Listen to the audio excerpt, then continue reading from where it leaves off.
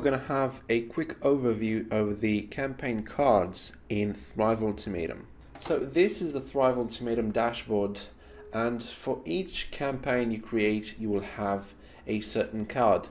Now I've set up for each card a different type of campaign, and you will notice in the top left corner that the first campaign is evergreen, the second one is absolute, and a rolling campaign. Now absolute can also mean a fixed dates campaign, and the rolling one is a recurring campaign.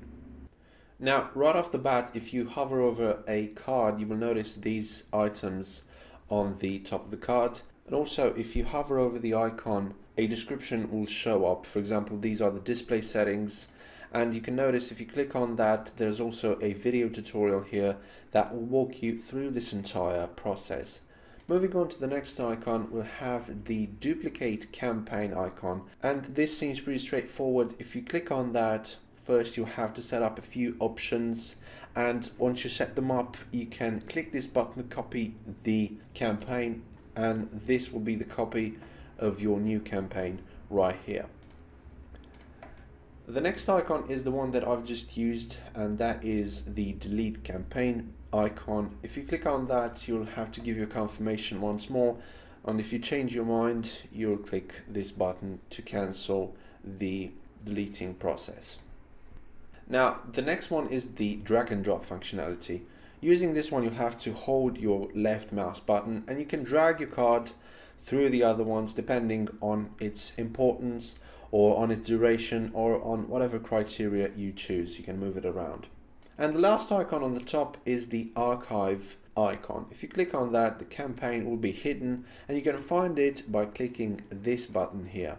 To reactivate it, simply click the green button and it's been restored. Now we'll go back, and looking on each card, you can also notice this button through which you can basically start or pause the campaign. If we press it now, the campaign will start and we will be notified right here. And if we want to pause it, we have to click the green button this time, and once again we will be notified here. Now underneath the pause or start button, there's this icon through which you can change the name basically of your campaign. You can add any characters you want, and it will be set as you choose. And of course below the name you'll have the graphics that will indicate the conversion rate with the green and the impressions with the blue. You can trace it very detailedly right here.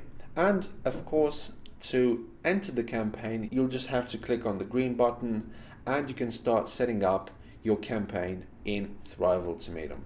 So this is basically all you need to know about the cards in Thrive Ultimatum, and now you can go on and use them to set up your campaign in Thrive Ultimatum.